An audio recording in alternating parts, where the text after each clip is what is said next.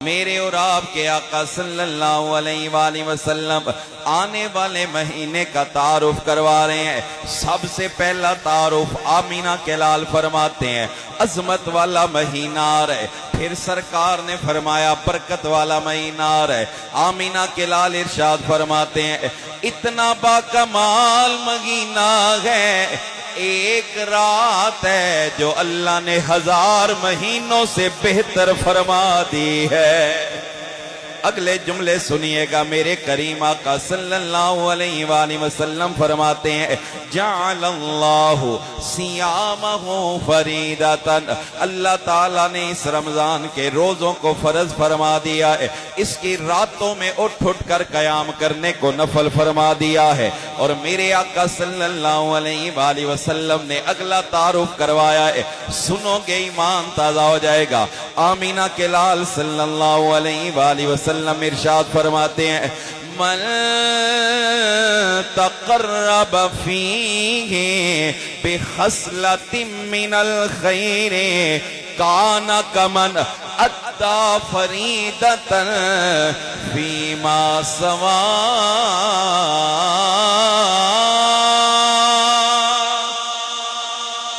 جملہ سنیے گا ایمان تازہ ہو جائے گا۔ میرے اور آپ کے آقا صلی اللہ علیہ وآلہ وسلم ارشاد فرما رہے ہیں جو بندہ اللہ کا قرب حاصل کرنے کے لیے اس مہینے کے اندر نفل نیکی کرتا ہے، اللہ اس نیکی کا ثواب فرض کے برابر عطا فرماتا ہے۔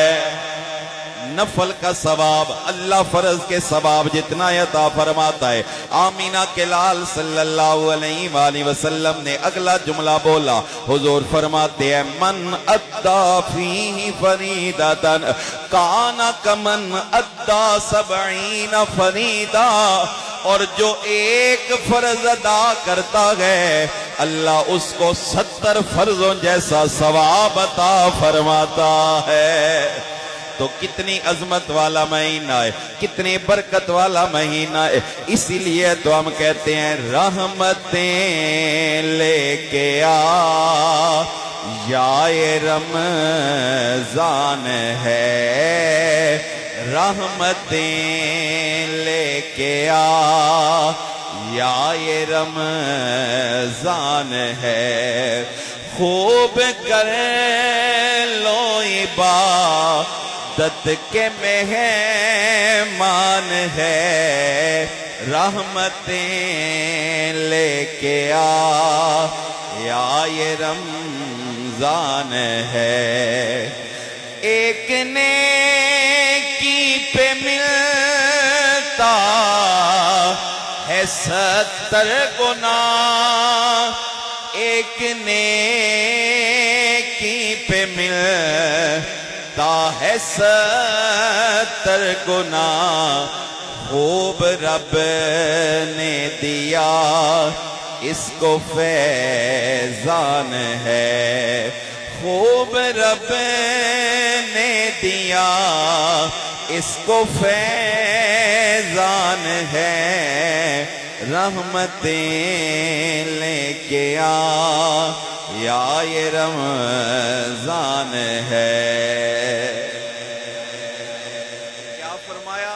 ایک نفل عام دنوں میں ادا کیے جانے والے ایک فرض کے برابر، اور ایک فرض 70 فرضوں کے برابر ہے۔ تو کیا یہ کوئی معمولی مہینہ ہے؟ اچھا یہ تو عبادات کا تعلق ہے۔ حضور کریم صلی اللہ علیہ وآلہ وسلم آپ ارشاد فرماتے ہیں وَهُوَ شَهْرُ الصَّبْرِ، یہ صبر کا مہینہ ہے۔ کس کا مہینہ ہے؟ صبر کا مہینہ۔ دیکھو نا، صبح سے لے کر شام تک بھوکا ہے، پیاسا ہے، گھر میں چیزیں پڑی ہیں کھانے والی، کھاتا نہیں، صبر کرتا ہے۔ کیوں؟ کیونکہ یہ صبر کا مہینہ ہے۔